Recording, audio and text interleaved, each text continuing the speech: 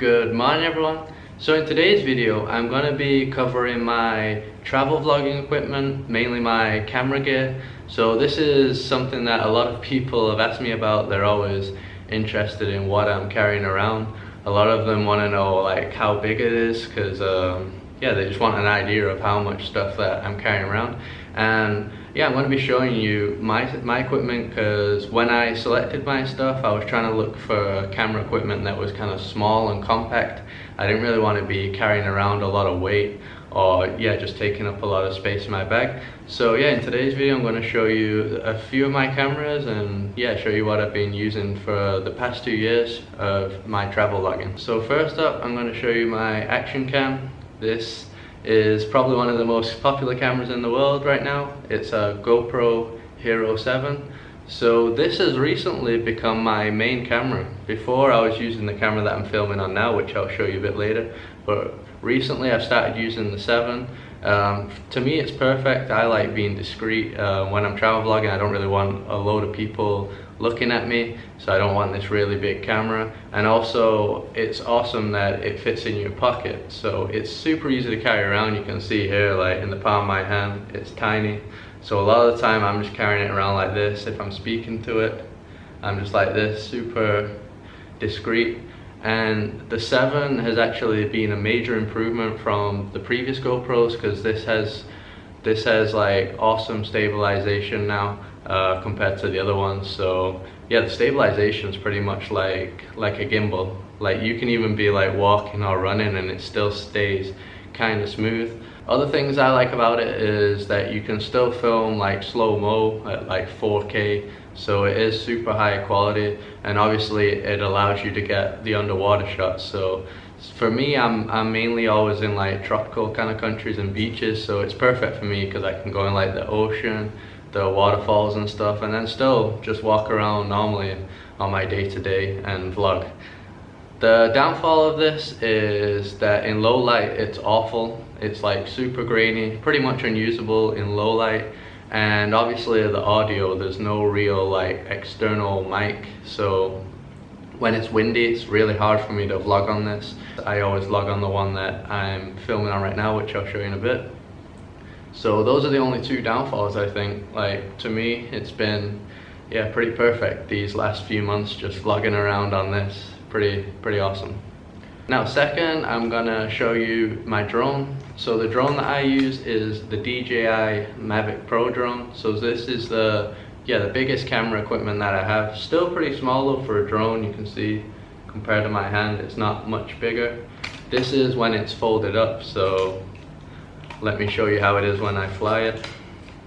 So when you fly it ends up being this big, but obviously when it's in your bag and you're traveling around with it, it's going to be super small, this size. DJI do have smaller versions now. I think it's called the Air. They have another one too, but I think the battery life on those is not as good. The battery life on this is like 25 minutes. It also does 4K. I don't use it, but yeah, for me, battery life 25 minutes. I usually only fly on one battery a day anyway. But I do have a backup battery as well, just in case that I want to go on 2 separate flights. So this, I honestly don't have any like cons about this. To me it's all just pros. This is probably the most fun thing that I film with. I really enjoy flying with it. I couldn't think of anything negative that I have with it really. 25 minutes when you first buy it might seem like not a long time, but once you get used to flying, it's easily enough. Like you'll be able to fly around really quick. So yeah, that's my other piece of equipment. Also, I have to mention that the drone comes with this controller as well, so it ends up being this here. And I bought this really awesome hard case. I love this thing. So this like fits perfectly the drone and protects it in my bag. So it doesn't take up much space. It's not that much bigger than the drone itself, and you just zip it up and it's like really robust. The controller also has one, so same thing again, just zip that up and they both go in my bag like this. Alright, so now I'm gonna switch cameras so I can show you my other camera. For the last camera that I have, I'm going to be showing you what was my main camera before I started mainly filming on the GoPro 7, which I've just switched to. So this is the Canon G7X Mark II. Pretty much all the famous vloggers like Casey Neistat, Fun for Louis, Los LeBlanc, you name them, they've all had this camera at some point. So as you can see, it's also a pocket camera, a lot bigger than the GoPro, but still, if you look at the size of my hand, it's still very small, fits in your pocket. And the benefit of this one is it has a flip screen. So when you're vlogging, you're able to see yourself. The flip screen also flips out like this, so I can look from above, or if I'm shooting below, I'm able to flip the screen up and be able to look down. So that helps a lot. Now, one thing to note on this camera is it also doesn't have an external mic holder. So a lot of people make this DIY one at home. You can just Velcro it on there. Basically, I got a teddy bear and Velcro. You cut it and you can hide it around the microphone. And you'll be surprised that cuts out a hell of a lot of wind. I've been in really windy situations and the audio is pretty much perfect.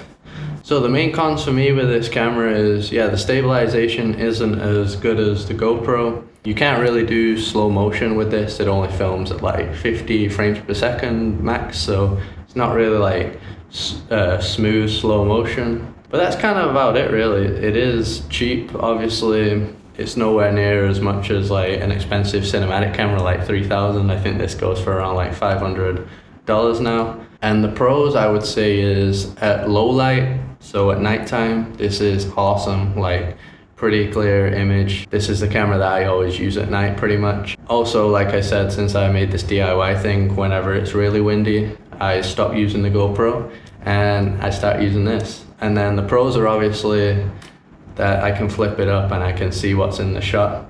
I don't really have that issue on this camera with the GoPro since it's so widescreen. I'm kind of always in the shot and it's always in focus, so yeah, not really an issue. I thought I might as well show you the other things that I have to carry around. So I always carry around this other little bag here, and this basically has my chargers for the DJI MAVIC Pro. I have adapters for different plug sockets. Different places in the world have different things. I have all the chargers for my other camera gear, all 3 cameras. I also have an external hard drive. I have 2 of those to back up my files so I don't lose them. And I also carry around this power bank, which is only USB input, but it can charge my GoPro and my phones and stuff. So now I'm gonna show you how all that fits into my small day pack, which I take on my travels. So first I'm gonna put my drone in there. So you can basically see right now with my drone in, it doesn't even take up half the bag. Then this here, the camera, I can just put it in the side here. Yeah, for my batteries, I usually have a little bag, I'll put them all in so they can fit in there. And that's pretty much it. The GoPro is always in my pocket, and you can see this small little bag, all that only took up half of it, so I can still put a jacket or a bottle of water or whatever I want at the top. Really, really small compact gear, and also super light.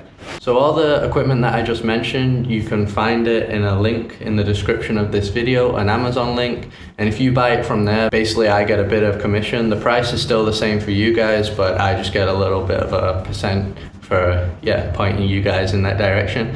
And you can also just click the link to see more details about these cameras.